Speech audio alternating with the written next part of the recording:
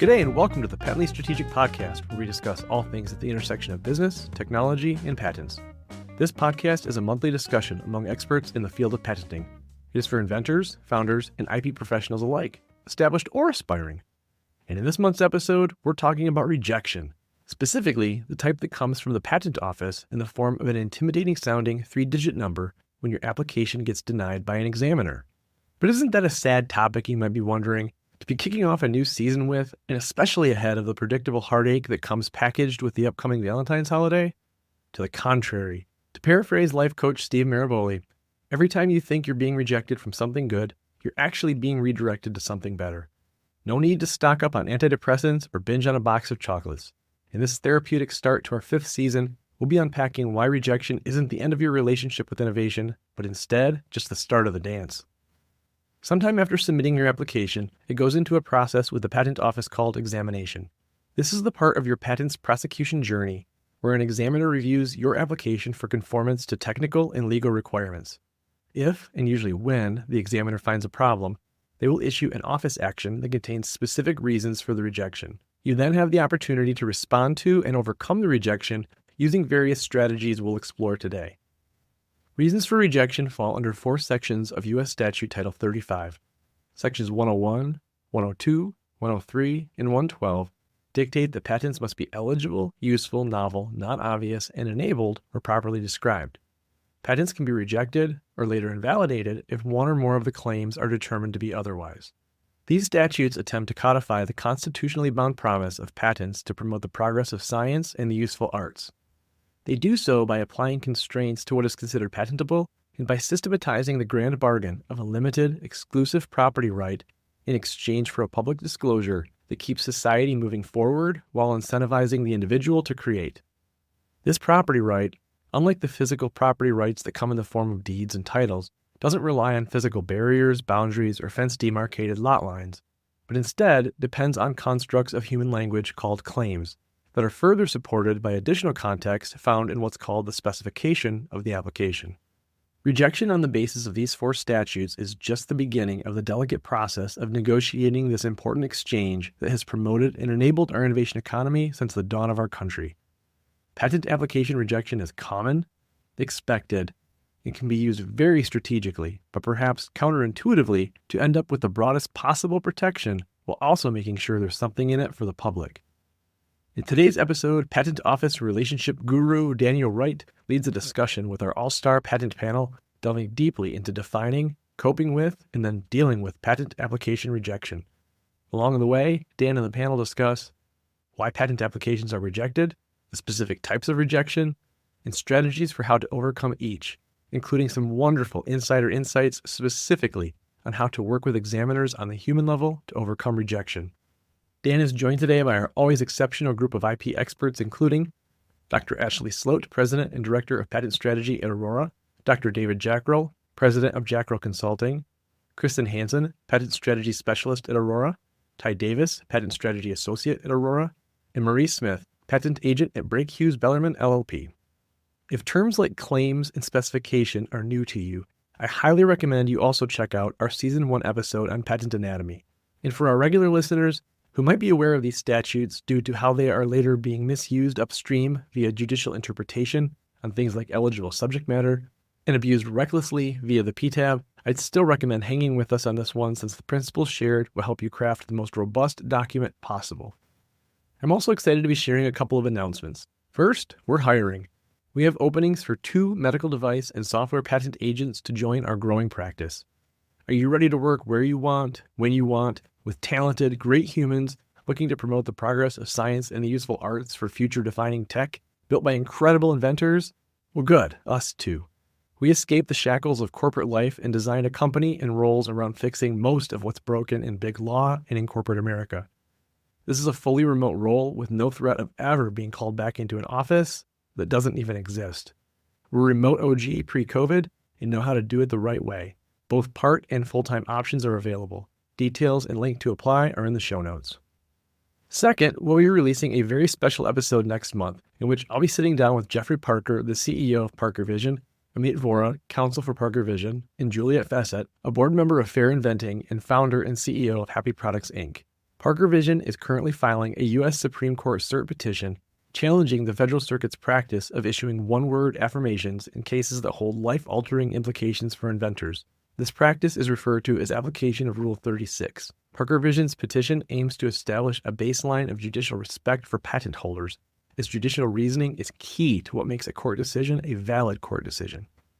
Now, speaking of the ongoing patent wars, before jumping in with the panel, we'd like to take you to the next installment of the Mossoff Minute, a monthly segment that builds on our Patent Wars episode and features short conversations with Professor Adam Mossoff, providing updates and quick takes on movements in patent reform, significant court rulings, innovation policy happenings, and occasional Star Wars references.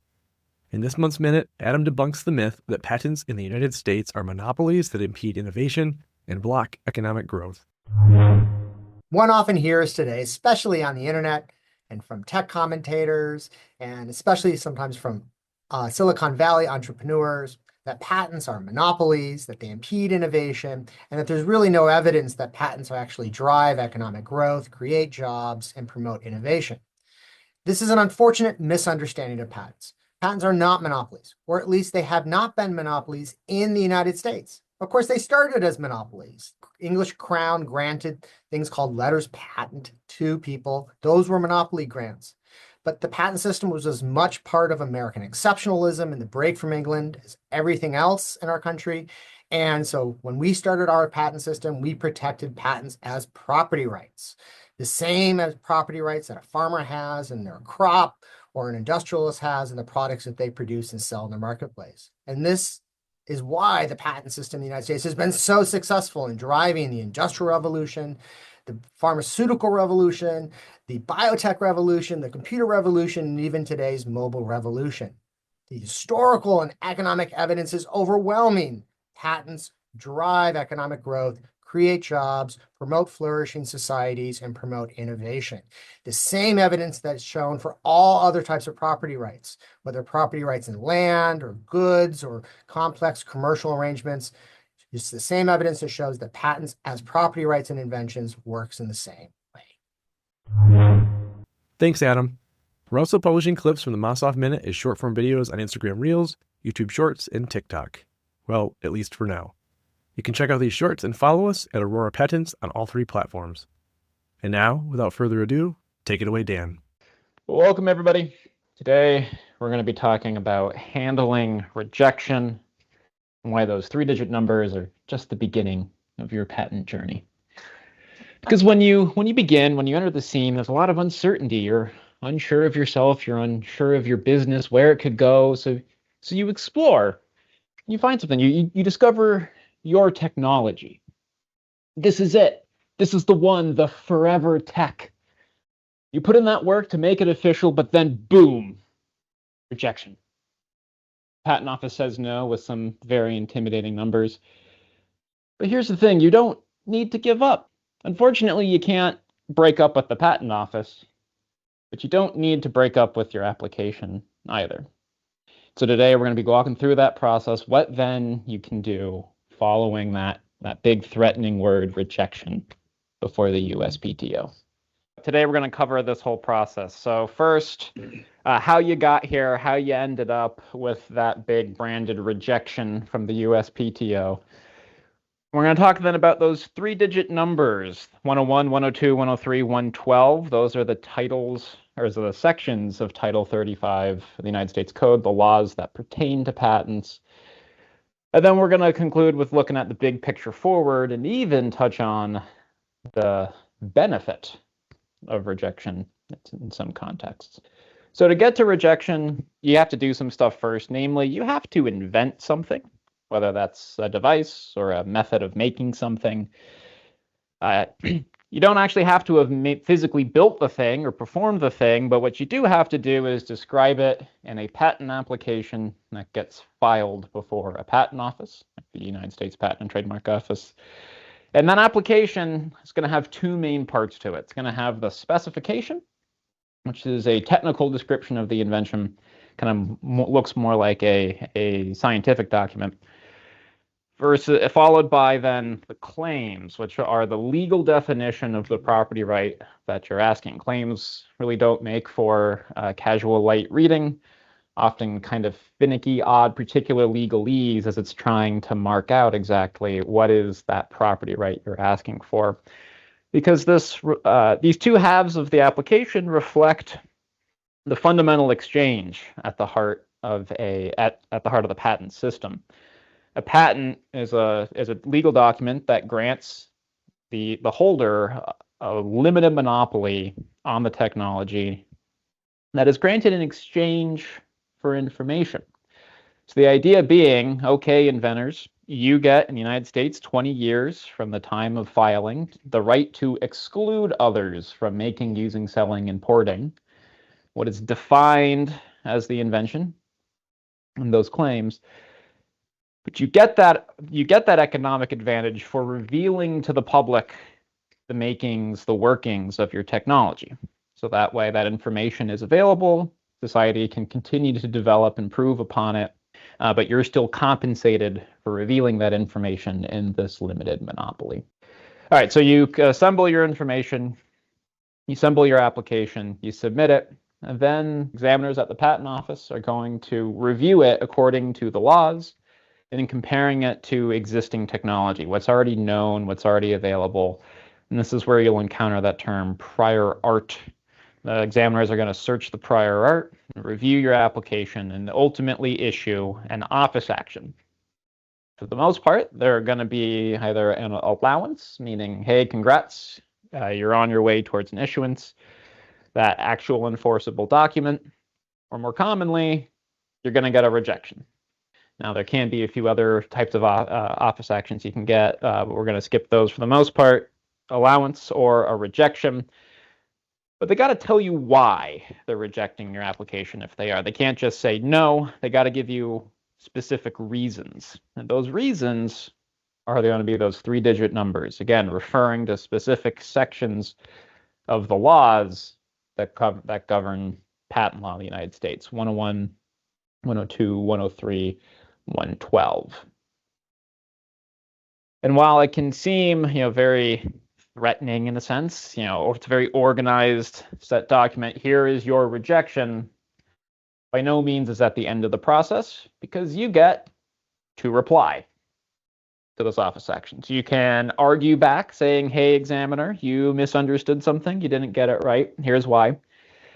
Or you can amend the claims. So again, that legal definition of what your invention is, you can play with those, re-describe stuff, move stuff around, remove terms, add terms, and say, all right, examiner, well, I've added this, I've removed this element. You need to look again, comparing to the laws and to the prior art to go forwards. We'll talk about that in more detail.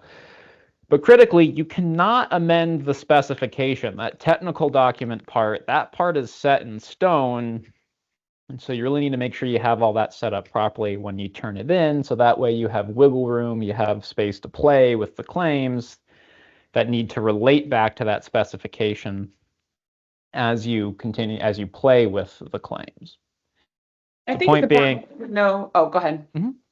I was going to say, I think it's important to note too for everybody, more so the audience, the podcast, is that rejection is highly common, and so we've had some clients who are newer to the process who get the rejection and they kind of freak out, but know that it's highly common. Like anybody can amend this number, but I would say like only 3% of applications that I've seen come through with a first action allowance, maybe a little bit more than that, but it's a very small margin. I mean, obviously if you do prior art searching and things like that, I think that number goes up. But if you're really trying to go after the broadest, what we think to be the broadest protectable version of your technology, you're going to get a rejection. Yeah, I definitely agree with that. It is extremely common. First action rejection, super common. It's kind of the standard expectation. But yeah, if you don't know that, if you're new to the system, it seems spooky. I spent all this work, I did all this time. What do you mean it's rejected? But additionally, office actions in a sense come in pairs. So you get a first rejection. It'll be labeled non-final, usually. You get to reply, And following that, you'll get then a final office action, either final rejection, maybe an allowance, and then you get to reply again, although replying after final is a little bit narrower with what you can do. But even if you don't get it in that first pair, that first set of actions, you can pay for more rounds. Process can keep going. So a request for continued examination is the common way. And in certain circumstances, it's actually helpful to file continuing applications instead. So it's just you get some new numbers. The specification in most cases will be the same, but you can continue the process again, keep it going, keep trying to get that issued patent. But now we're going to look at what. Before you jump from there, Daniel, sorry to jump in. I know that the final is an option for the examiner. Has anybody on the panel ever seen where it wasn't non-final then final? Has anybody ever seen like two non-finals? There is. Oh, yeah. I was going to say, there is a provision. It's rare that I've seen it, but it's, if you want to go ahead and speak to it, Kristen. Sure, it happens all the time. You can get another non-final if you do not amend your claim and force the examiner to do another round of searching. Then they kind of have to come back and they can go final if it is still the same argument in, like, let's say it was a 101 rejection, but if it's an art-based rejection and the examiner was not forced to do an amendment, to assess an amendment because you didn't give one, they can come back and be forced to give you another non-final rejection. Marie, I know you've had scenarios in this case. Do you have alternatives that you've seen this happen in? So I guess the simplest way I look at it is you can get another non-final if the examiner has to use a new ground of rejection that is not based on your amended claim. So simplistically, if you just argue and you don't do any amendments and the examiner comes back and still gives you a rejection, but now maybe introduces another piece of art or different art, they cannot make that final. And I think the logic behind that is you need to be able to address a rejection with arguments and or amendments before, how can I put this? You need to be able to address whatever the examiner gives you for rejection properly in response to what he gives you. So if he has to go non-final again because you never had that ground of rejection. You've never looked at that for the same claim language. You had one ground of rejection in the claim language. Now the examiner comes back and says same claim. Oh, I'm changing out this art. I'm adding another piece of art based on your argument. You have the opportunity to argue that. Once you argue that, if the examiner comes back and maintains the rejection, because that's happened, I do know amendments, the examiner comes back and goes, no, disagree with you. This is final. And you deal with it then. Or if you amend, and then the examiner rejects the claim based on the amendment, i.e. they introduce a new piece of art to get at that particular amendment you may have, or they find that feature in the current art. So that's how I kind of look at the process. You're kind of saying, Marie, that if you simply argue and don't amend and your arguments are persuasive, you are then likely getting another non-final. Whereas if you don't amend and you argue, but your arguments are not persuasive, or you amend and provide arguments and they use the same art, then you are likely getting a final rejection. Right. Or you amend and you argue, and they may introduce a new piece of art based on your amendment. Right. You'll still get a final rejection. It's tough because sometimes you may have to, this is a long time ago, where I kind of fought the fact that the examiner had gone final on something and was successful. In recent years, I have kind of been unsuccessful as the examiners try to skirt that. And one they good lose thing counts, right? Yeah. Kristen, their counts, if they do that, it really kind of kills their counts. So Yes, and when Marie says lose counts, it means basically for a second non-final that an examiner may give you, they do not receive any kind of count. It's basically free work. They have to do it for free. It kind of indicates they screwed something up and didn't cover everything they should have in the first round. So they don't like to do it, basically. yeah. Okay. Cool. Thanks. All right. Yeah. So there's a variety of circumstances where you can get more than two here. In standard practice, with often you are making amendments, things like that. The process mostly looks like getting two, but absolutely there's circumstances where you end up with more. But now we're going to be looking at those specific numbers. Now, each one of these different sections is worthy of its own episode, but to give a survey of what each of these can be, we're going to go through them one by one here. So we're going to start with 101. Most commonly, this will be a 101 rejection has to deal with eligible subject matter. So in short, your invention, as claimed, must be a process, a machine, a manufacture, or a composition of matter. There's some fuzziness between a manufacturer and a composition of matter, but that's really not important in the grand scheme of things.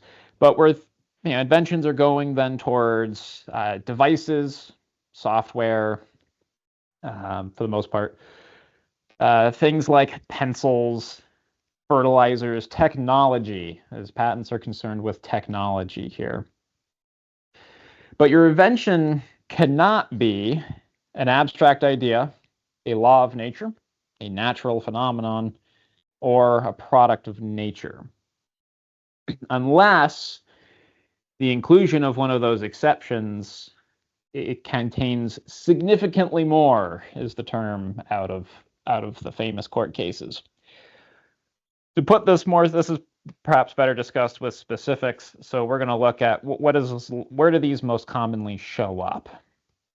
And so abstract ideas, this more commonly shows up for software and computational technologies. Is that the examiner, you might get something that says, well, hey, like you've just recited a mathematical equation, you've just recited business practice.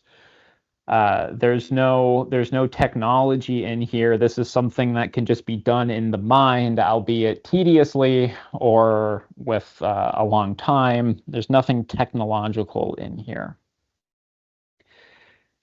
And to overcome this, you need to move it to stronger, greater technological focus.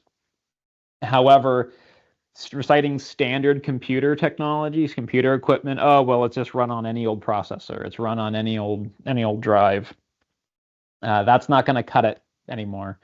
Yeah, it's got to be specific. It's got to demonstrate how it achieves some sort of like material result, practical result, or it demonstrates a new and improved result for computers themselves or related tech. So if you get a 101 rejection for your software, you're commonly looking to again, recite more than just any sort of math, recite more than just the business practice. You need to move it towards specific technology. Laws of nature commonly show up in more biotech type stuff. So for namely diagnostics is a common area where we've seen this, where the examiners come back, hey, you didn't actually invent anything. Your claim just is correlating a certain biological state with a known diseased state. And this is just, of course, this sort of disease causes these sorts of hormone levels, chemical levels within the body. There's no technology in that then. Sure, it's useful information, but there's no technology in that. And so the way through that is similar to software. You need to make it more specific. You need to make it more technological, more material. And so you're going to be, but like how you can't just claim normal computer equipment, you need to do more than claim more than standard lab procedures or standard data collection. You can't just say, all right, well, like draw some blood. and then test the blood. Like, that's a pretty standard procedure. You need to work towards more specifics. What reagents, what are you testing for? How are you testing for that, for the indications, rather than elevated level of X means that you have Y disease. And finally, natural phenomenon, products of nature. That often comes up more often with pharmaceuticals, food, things like that. You can't just take something from nature and spin it around as your own technology. The idea being, well, like, you didn't, again, no technology in that. You didn't invent that. You maybe noticed it out in nature, but the thing itself, that's not technology. That's just available in nature. So way around this is you do need to modify it in some way, even taking a natural product and even just changing one chemical group on it makes it unnatural. That can be grounds for patenting.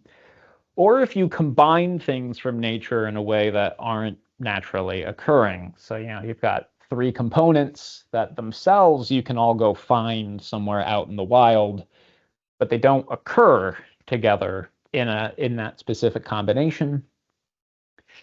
That therefore is more in the realm of an invention.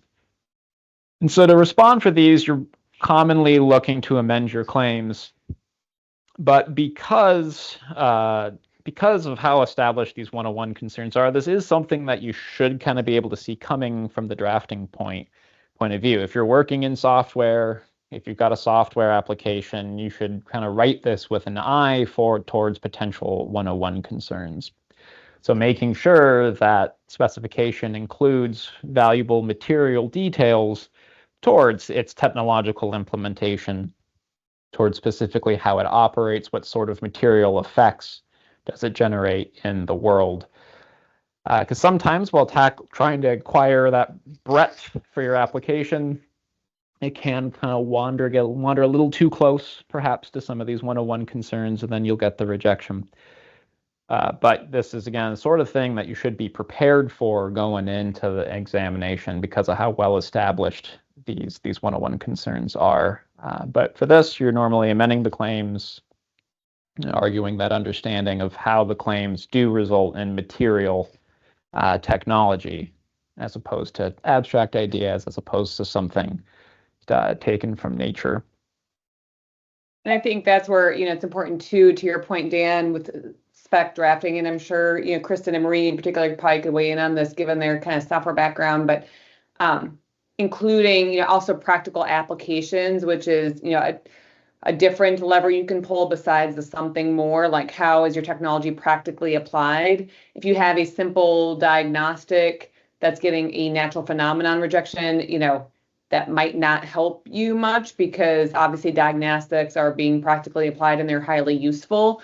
But pairing that also with technical improvement. So if you didn't do routine PCR or blood draw, but you actually had to do a unique thing to be able to get stuff out of the blood or whatever, then those are also technical improvements that you need. So really thinking critically around how your technology or whatever diagnostic or whatever is structured, every single step that you had to do to make it work, and is there anything you can pull out of that to include in the beginning of your detailed description? Yeah, absolutely. All right, now 101 does contain a less commonly addressed element towards utility. So your invention must have a specific credible use. It actually has to do something. It can't merely take up space with no function. That's called art, and I'm a big fan of art, but art is not technology for the purposes of a patent. And so you actually have to say what the thing is, what it does. And this includes, this actually bans kind of just vague statements of can't just say that your compound has biological activity without specifying, okay, well, what's it affecting? What proteins is it interacting with? What changes does it affect? You actually need to give it specific utility. That utility need not be perfect. It need not be the best thing ever under all circumstances, but it does need to do something. Because if it's completely inoperable, That means it's not useful. And so this is how the Patent Office rejects things, inventions that claim to use magic powers to result in things, or perpetual motion devices.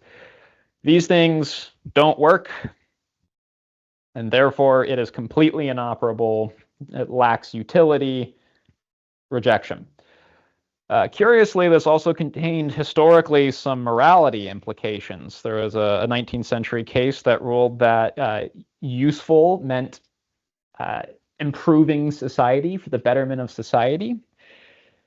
And this was used up until about 1940s to reject things that were deceptive to the public. So techniques or tools that tricked consumers into thinking it was higher quality than it actually was. Also, some gambling devices were rejected under this sort of morality grounds. Historically, that's largely gone. It is gone these days.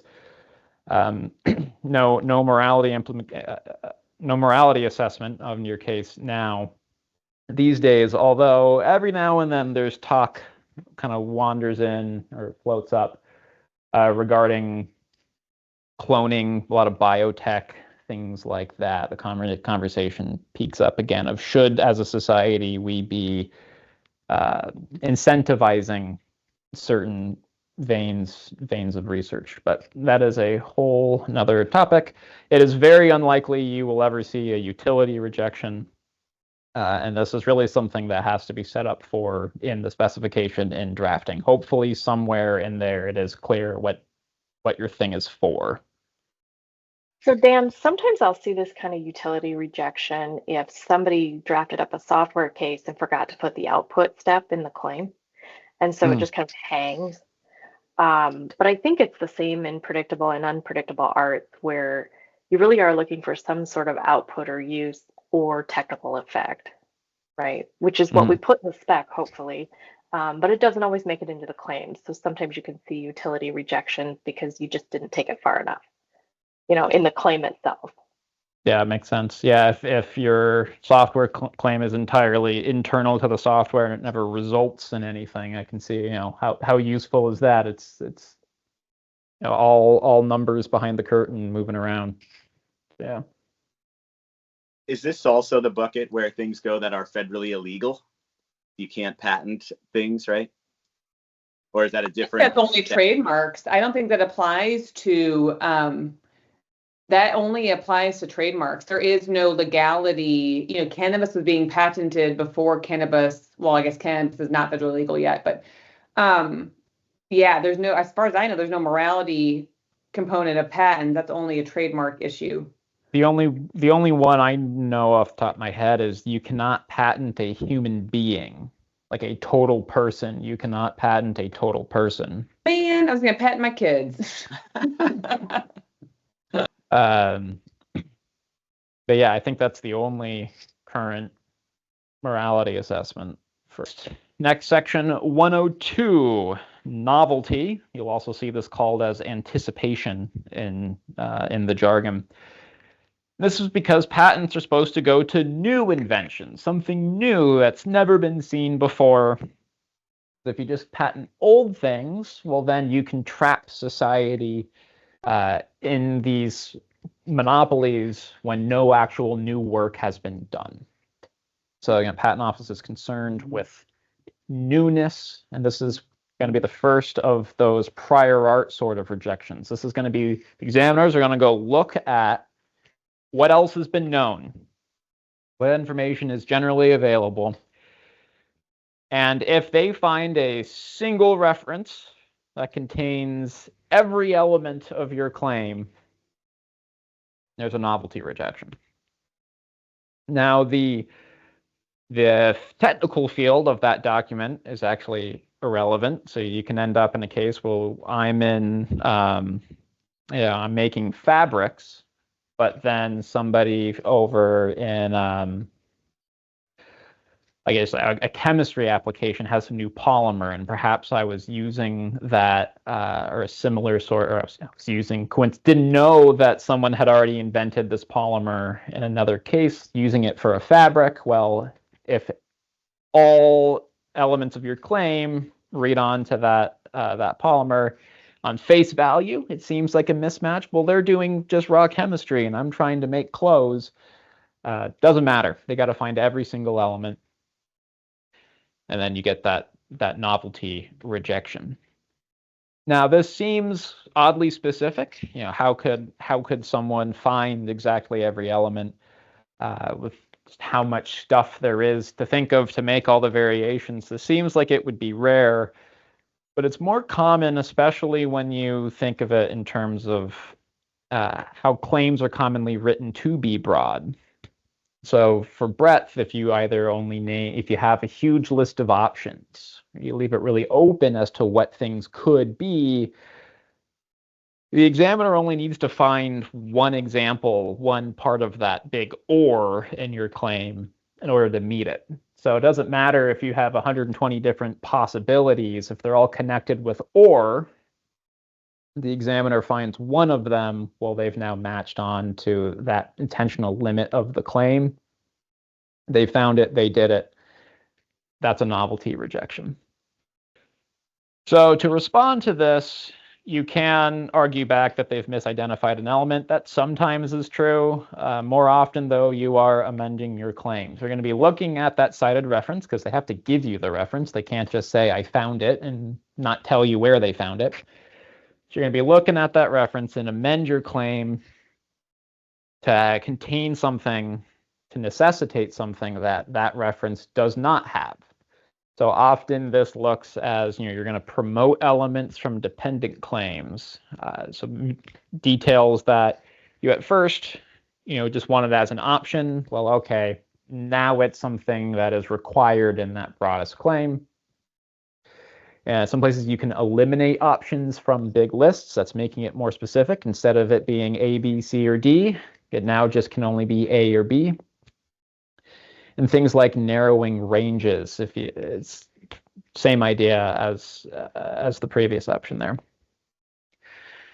Now, again, all of these changes need to be supported in the specification. You can't just introduce new details, new limitations that weren't in that specification before. The patent office sees that as, you're surprising the public. The whole point of this is to disclose to the public what you're doing. Part of that exchange. If you now suddenly just add more stuff during examination, that's not fair to the public. So all these changes need to be set up in your specification, listing out some of these examples and specific combinations thereof. Now this is how much your room for making selections, your opportunity to make selections and narrowing amendments. That kind of varies based on jurisdiction. So if you are filing patents abroad as well, do be careful and consult with your practitioners because, for example, US is fairly loose on just kind of picking stuff out of the specification and throwing it into your claims. Europe, on the other hand, is not. They're very specific. They want to, if you pick a new combination, Europe generally wants to see that specific combination of claim elements specifically discussed in that specification in advance. You can't just pick stuff out of lists later and assemble whatever combination you need. So that's some broader strategy based on where you're going to be filing, but something you should be thinking about while assembling your application, while drafting the application. I think one other quick note too, where I mostly, and again, feel free to anybody else to weigh in. A lot of times where I've actually seen novelty is that I wouldn't say the examiner has misidentified an element, but humans are humans and every person reads a word differently than another human. And an examiner gives the broadest reasonable interpretation to a claim term. And while we as drafters also need to be thinking about that interpretation, how I, think that a term is going to be broadly defined versus how an examiner is going to broadly define it may not be the same thing, right? I may be seeing a triangle and he's seeing a square, right? Both are polygons. But so a lot of times when I see a 102 rejection, which actually I would argue are rarer. I think if you look at statistics of across the USPTO, 103 is the, by far the lion's share. And it's because the examiner is saying, if I really broadly look at this claim, this is what all these things mean. And then he finds art that supports that. Whereas if you look at your claim terms and say, well, that's not what I meant, I can see how you arrived at that, but I need to clarify what these terms mean through amendments to make sure that we're on the same page for what's actually being claimed here. And I feel like that's more often what happens with novelty, is that there's a misalignment on claim term interpretation or invention interpretation, Yeah.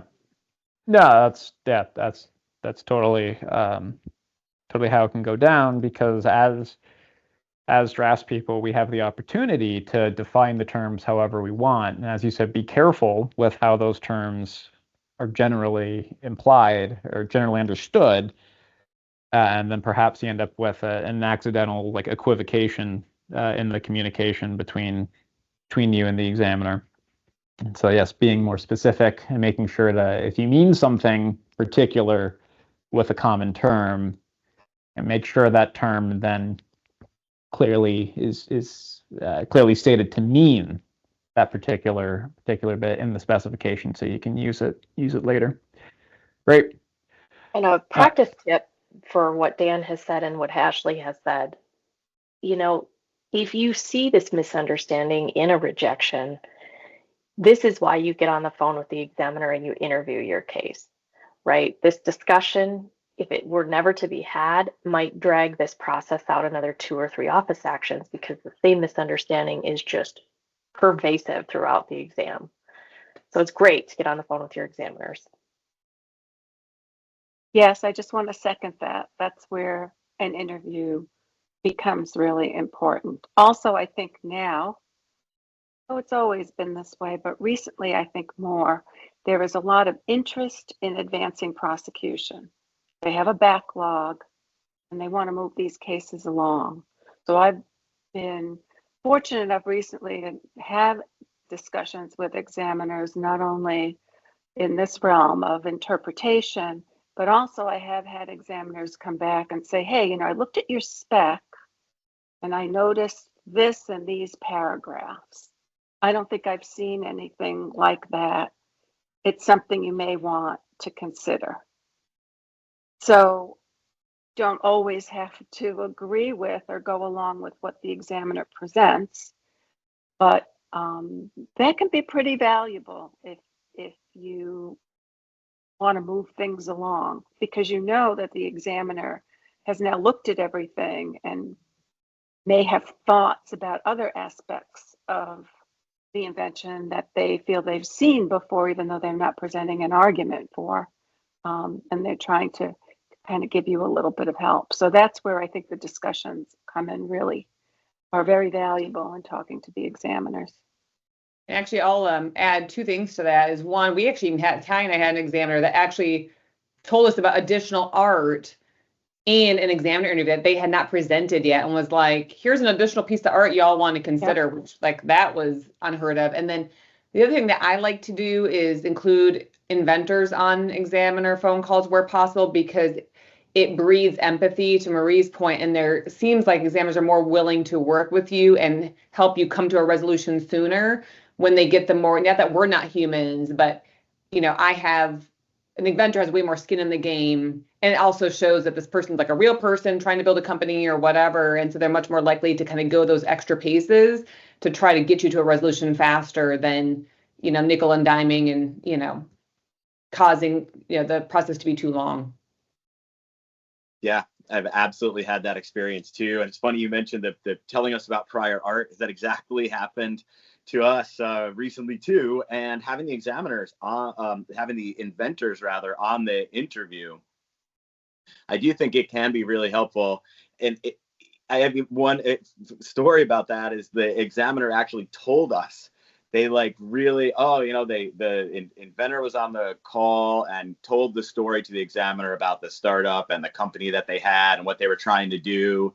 And the inventor said, really want to support your startup in your business. That's I really like that, and it made a difference just connecting with the examiner and getting them to see what we had, that we really did have something unique, and then, like you said, Ashley, like help us actually, and Marie, what you were saying too, help us figure out what we could possibly, what would differentiate over what they were looking at in the art in their mind, and as they were interpreting all the claim terms. So yeah, I definitely agree. Yeah, no, bridging that gap, really kind of connecting there with the examiner can really help move things along, as opposed to just passing these formal documents back and forth. But related to this, Bill's final point, that kind of most cases, you don't want to be over narrowing for what you need. If the examiner has come back and shown, all right, well, here's something and it's missing A, B, and C, you don't need to go add A, B, and C. Adding an A might be enough to overcome this novelty. There's maybe an instance where you just really want a patent, and then being more narrower up front is therefore faster. But for the most part, you kind of want to let the examiner do that analysis and kind of help guide what are the minimum changes that you need to make to get through this. And talking to the examiner is a great way to speed that analysis along. So very similar to 102 is 103. It's called non-obviousness. In foreign jurisdictions, you'll also see this called inventive step. And it's very similar to 102 in that it's another prior art rejection, but in this case, it's normally going to involve multiple references. It's all right, couldn't find each and every element in one reference, but I could find all the elements in multiple references, multiple documents, or I could find them all in a predictable combination. So I found A and B in one document, I found C and D in another. By a predictable combination of these two documents, we arrive at your invention. That's the argument, how the examiner will phrase the argument. This can also look like, we're just making simple substitutions. We're taking all of one document, and I'm making a simple substitution for an element that results in a predictable change here, a predictable consequence, and then we arrive at it. You'll see this phrased as in these documents teach the elements, they suggest the elements, they motivate the elements here for this combination. And ultimately, again, they have to find every element of the claim. If they're missing one, doesn't count. They need to the examiner needs to find every element as claimed. That in a combination that forms a predictable combination that includes this motivation to put it together. And so responding to this is normally a combination of amendments and arguments, but sometimes just either or. So again, like for 102, if you add in new elements that weren't in that original or weren't in that combination, well, then you're outside. You're outside of that rejection. The examiner either has to, it's going to allow it or find another reference that contains it. You can argue that they misidentified an element like we were talking about before for 102, but a more common argument tactic here, and probably a more successful tactic, is to demonstrate in argument a lack of predictability between or in the industry, in the specific subject matter, and relatedly a lack of motivation or lack of predictability to combine these things. So, demonstrating, hey, examiner, these are unexpected results. These are, we've had, or in some cases, look, you've said you found these documents that contain it all, but we have had immense commercial success with this when there's been long felt but unsolved needs, or like other people have tried to do something like this for a very long time and it all failed. Like this is demonstrating all that lack of predictability in how it's going along. So no, it wouldn't be obvious, even though you maybe found what looks like these claim elements around, it would not have been obvious to a person of skill in the art, that's the fictitious example of the person they're considering. To whom is this obvious? A person of skill in the art. This is not predictable. You would not be guaranteed. There's no suggestion that it's a simple substitution results in this. This actually was inventive work to arrive at what's been claimed. Relatedly, a little bit different, you can also argue that there's no motivation to combine these things, specifically if references teach away from particular claimed combinations. So, for example, if you find, if one of the examiner's documents says like, hey, don't do, thing A just doesn't work. Meanwhile, the other reference that's being used in combination is doing thing A, and it maybe has some other details the examiner is pulling in. That's a ground for an argument of, hey, examiner, these references are actually incompatible, and this actually demonstrates the inventiveness of what we've claimed here. Because one of your documents outright says, don't do the thing, and this other reference is doing the thing. One of skill in the art would look at this and state, well, we can't put these together, can't combine these, they're incompatible. Therefore, as claimed, our technology that did combine them, potentially, is inventive. So a lot more opportunity for different approaches into arguing against non-obviousness here. But the final concern with all these arguments is whatever arguments you make in a case's prosecution during this examination process, they're on the record, and you need to be prepared to stick to those arguments down the road. If a case ever, and you can't argue thing A and then turn around later and argue not thing A specifically later. That can get you in trouble, and certainly in court cases as well if you ever get sued and end up in a litigation suit over a patent. And this is what I tell clients when for why to do prior art searching then, because and then incorporate your learnings into the specification. I'm not a fan of particularly pointing out exact references in the spec and saying this one teaches this and this is how we're different. But what I am a fan of is kind of saying, that, conventionally or traditionally, like this is kind of what's done and here's how we're different without pointing to the exact reference. And what it does is when you are drafting, you are in full control of the narrative, right? I can choose the words I want to use and how I want to use them. When my back is against the wall during prosecution, I still have choice in the words I use, but I may have less choice, right? If I want to move the ball forward for my client.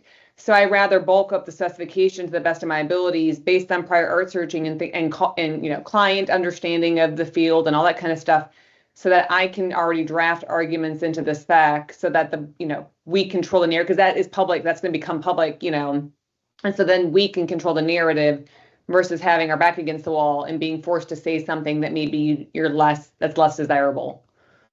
Yeah, and agreed. And being able to quote those things in your response. Hey, we knew about this. And this is right in the specification. We anticipated that. I think that's powerful to the examiner.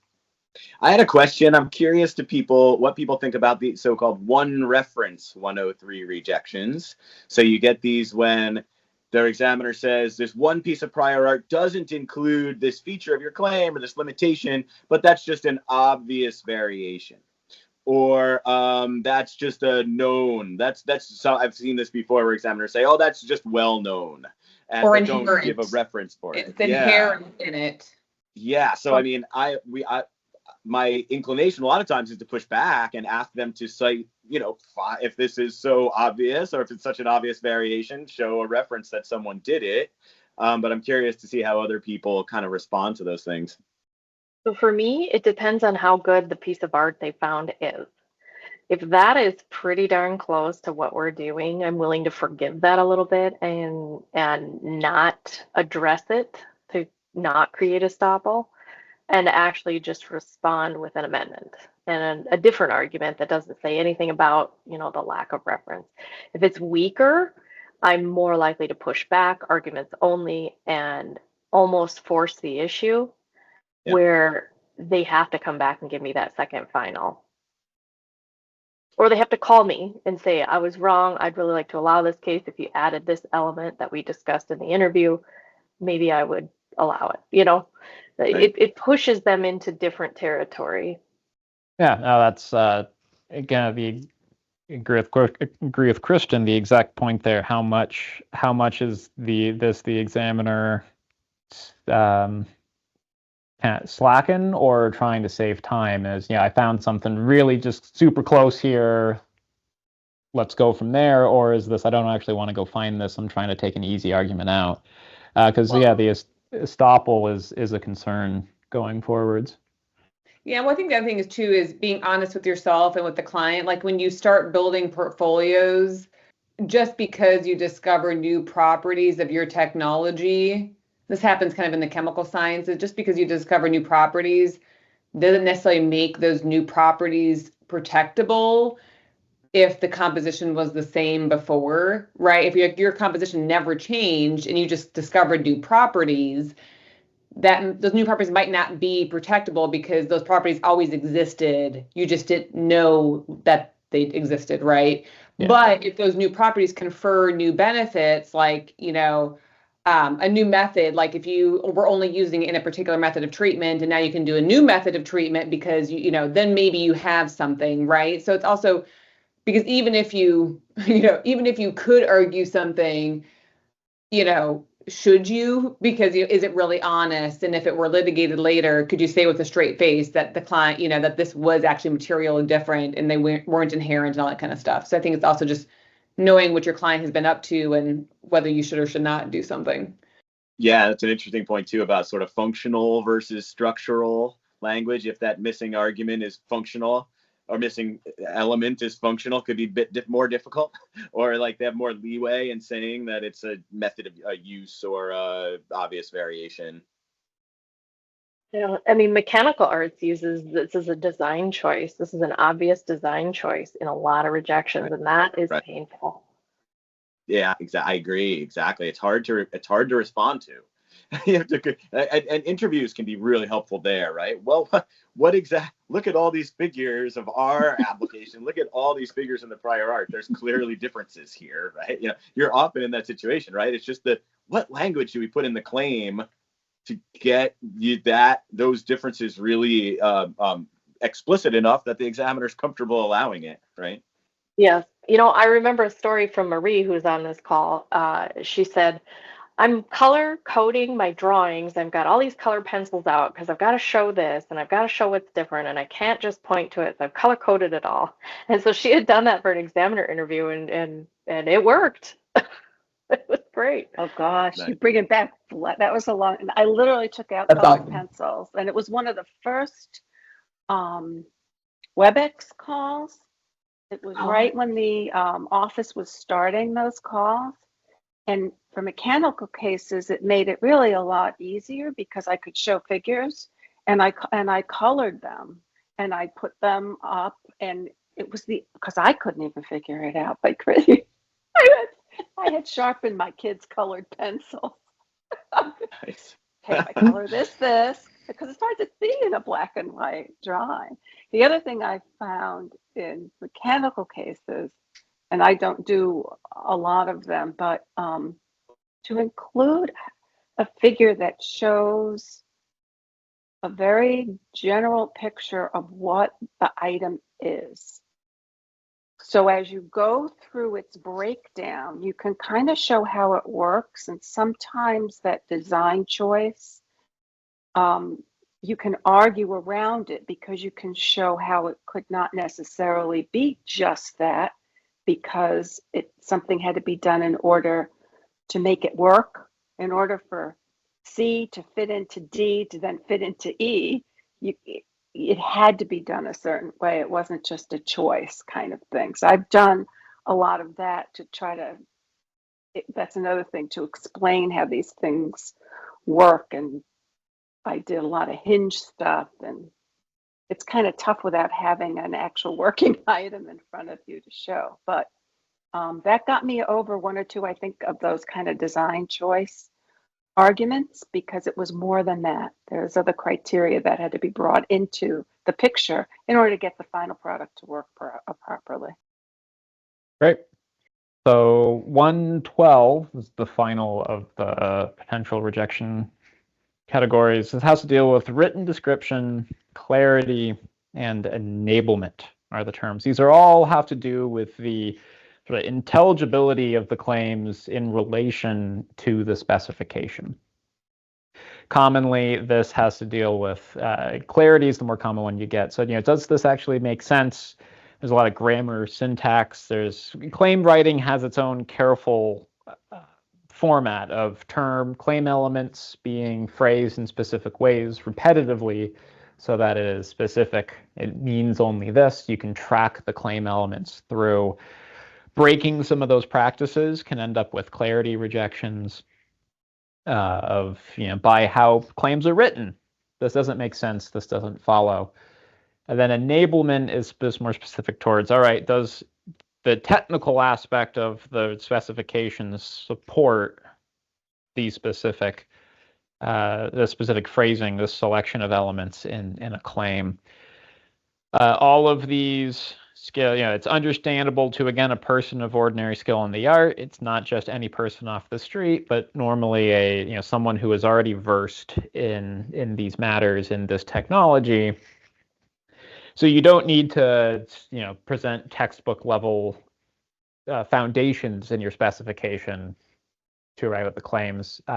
You're starting then with someone who is already skilled. That's the perspective. But someone who is already skilled, do they understand what these claims mean?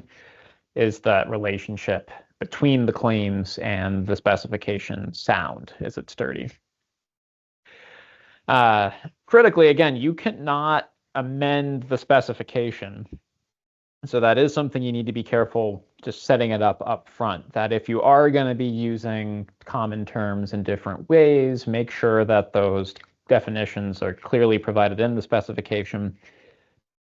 And either then you're going to be relying on those definitions or you're going to be amending the claims in order to fix some of those grammar issues. I've seen both. Sometimes just, there's a typo makes its way into a claim. It's now confusing. Examiners like, hey, this claim doesn't read anymore. Great, easy fix the typo, move on.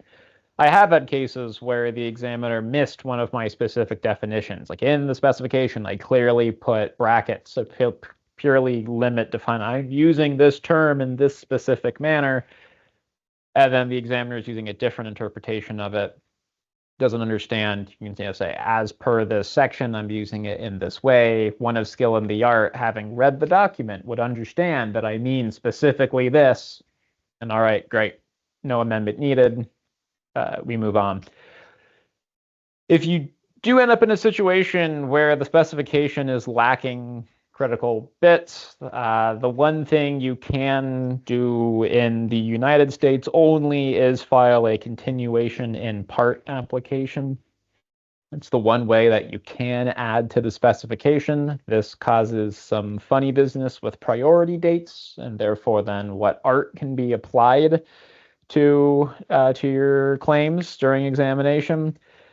But it is worth mentioning here, if you do find yourself in a situation where something got left out in the United States, there's recourse for that, although it gets complicated. Agree with that totally. One minor nit, because it came up recently and I never even had thought about it. If you're within 1 year of your original priority date, you actually can add to the specification. It's file a continuation in part, if you will, file a new application in those foreign countries, claiming priority back to the first application with new matter added. So it acts like a continuation in part, but it only works within the first year. So you're basically saying, Dave, stay within that, because any foreign filing needs to be accomplished within 1 year of the earliest date. So you're saying if you're within that 1 year still, and let's say you already pulled the trigger on foreign filing, I mean, this would be like, super rare scenario. Very rare scenario. If you're within that 1 year, you could still do a quick update and refile it and then just stick with that later one and maybe abandon the earlier one or something like that, right? Or keep both and see what happens. Exactly. Yep. Interesting. Okay. Yeah. Yeah, I hadn't thought of There's that. edge cases in this world. Yeah. All right.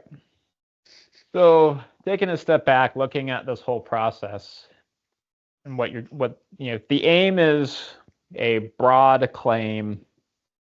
And often, in most cases, one is looking for broad claims because with a claim being the legal definition of the invention, setting the boundaries for that property right, a broad claim means more protection in the sense that you now have that right to exclude over more variations.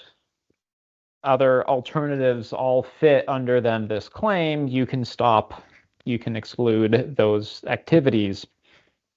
But because it includes more variations, more options, that therefore broad claims can be easier to reject, in a sense.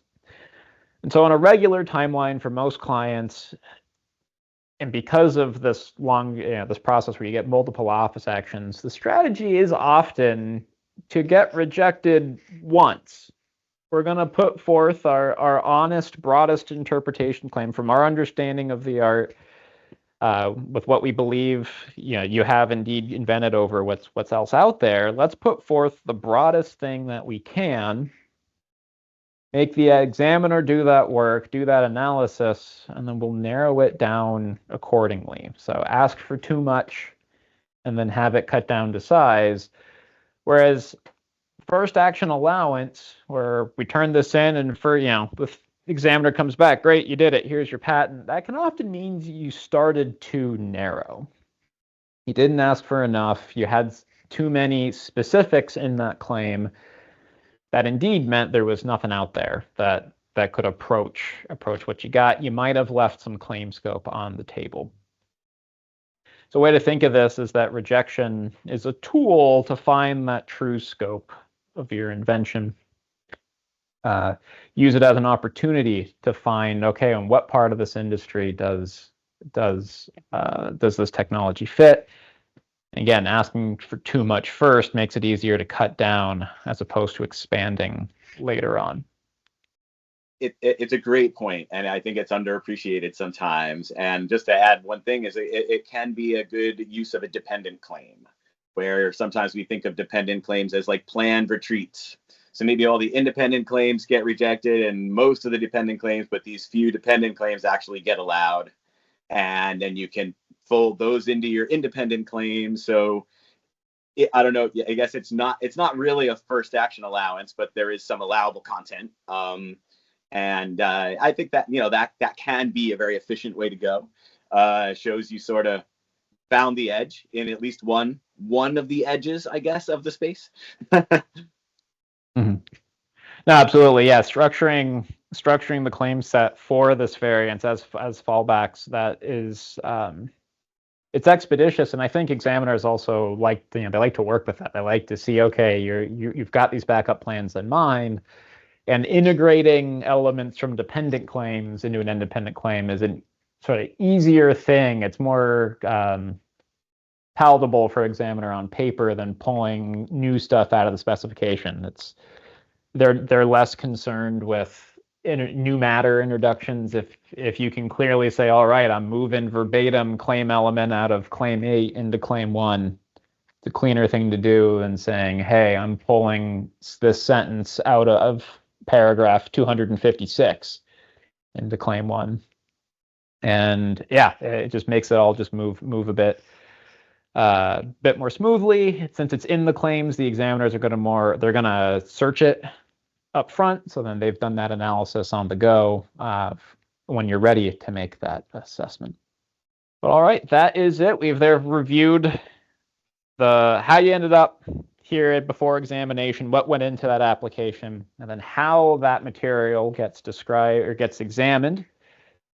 What those 4 main sections of the United States Patent Law Code informs those rejections, how you can amend or argue against 101, 102, 103, and 112, and then the broader scope of what that rejection means. Anyone have any final points before we close? Just one. You can receive all 4 of those rejections in one office action, and your practitioner will be put to heavy work responding. Yeah, they are not mutually exclusive. Yeah, and I just like to add, I know, Dan, you've touched on this repeatedly, but just to beat the dead horse a little more, don't be intimidated by that, by rejection. Kind of speaking to the pro se applicant, the first patent application I filed, which was in 2016, I remember I put so much work into it, albeit I didn't know much about the patent system, but I got hit with that rejection, and I understood that as you're done. Not that we're opening negotiation. That's it. You're rejected, and man, a lot of wasted work by taking that as a final. And also just to, and I think Ty, you would agree to the statement, don't do it pro se. Yeah, that's a big takeaway. I think after you got more into this field, you understood more of the value that a practitioner who's been through the rigors can provide. If you're a good technical writer from like an engineering, like I've worked with plenty of engineers who are great at putting together a technical document. Fantastic. Like you'll save a practitioner a lot of work, but a technical document is not a substitute for a specification because there is so much of a language. You play with so much language and applications to get that breadth and things that you want. And so, yeah, like don't go it alone. Even if you get rejected, like I need to play on the rejection here, like, this kind of world is better meant to not go it alone, do it with somebody, because when you get rejected by another party, it's not as bad. Well, I think to add to the discussion that we just had before, dependent claims are important because they're kind of your backup. In talking with examiners over the years, I think one examiner said once an examiner starts combining more than 3 pieces of art in your rejection, it becomes more of a challenge for them. So as you advance in prosecution and you get more and more of that, I had one time the examiner had 6 pieces of art, and I literally kind of said, really? Can we really, you can try to find a hole in that, or at least try to find the weakest piece of art against whichever element and try to go after that. So it's kind of, going down the path, getting them to have to dig more. And also, I think you get a good idea of where those dependent claims may take you. Even if you get a 102 on the independent, then you can kind of say, what, if it's all of them to a 102, you've got work to do. But many times your dependents may have taken 2 or 3 or maybe even 4 references to get over. And sometimes there can be a little nugget in there that you can go after. So I try to make sure when I draft that I actually want those dependent claims, that they're not putting limits into the independent claim that I may not have that much desire to have, but I'm just putting it in there because it was some other feature the inventors talked about. I want those dependent claims, particularly in that first round, to have some value because they can give me an idea of another path that you may be able to go down. I agree. I when I write a dependent claim, if it's one line, I tend to look at it about 10 times before I'm done because I'm like, am I sure that that's all I meant? Because it seems a little broad in a way that isn't going to help. It will never be something I want to integrate into the independent claim itself, and it will likely be obvious. So, and on the flip side of that, if you draft an extremely narrow set of dependent claims where one depends on another, and then the examiner allows the 5th dependency and you have a 5-page claim allowed, then you kind of sit there and go, I really didn't want that. Well, if you didn't, then why did, don't put it in if you don't want to go that narrow, because I've seen that happen. And then you're sitting there with a loud subject matter that you don't even want. And you kind of have to tell the examiner this and they get a little confused. Yeah, totally. What do you mean you don't want an allowed claim? Yeah. Didn't mean it. Yeah. well, no, I don't think this is what I really wanted. But why is it in there? Yeah. Thanks, but no thanks. This is where you get to reject the examiner. It's not you, it's me. Yeah. Yeah, but thanks, All Dan. right. This was Yeah, great. this is awesome. Oh, Yeah. well, thank you. No, Yeah. I'm glad. Thank you. No, I think it was a good discussion. This was a lot of ground to cover here, but just trying to put the basics in a broader context. And yeah, really valuable contributions. There's again all sorts of nuance to how this feeds what tactics you can take for those. So thank you. No, it's been a good review of what on the surface seems like a very fundamental aspect, but it's the meat of the business. It's good to review, good to go through, to write the best, prepare for the best, or prepare for the worst so you can have the best patents that come out of this process. So thank you for joining me today.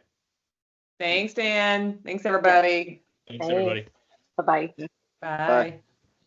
All right, that's all for today, folks. Thanks for listening, and remember to check us out at aurorapatents.com for more great podcasts, blogs, and videos covering all things patent strategy. And if you're an agent or attorney and would like to be part of the discussion, or an inventor with a topic you'd like to hear discussed, email us at podcast@aurorapatents.com. Do remember that this podcast does not constitute legal advice, and until next time, keep calm and patent on.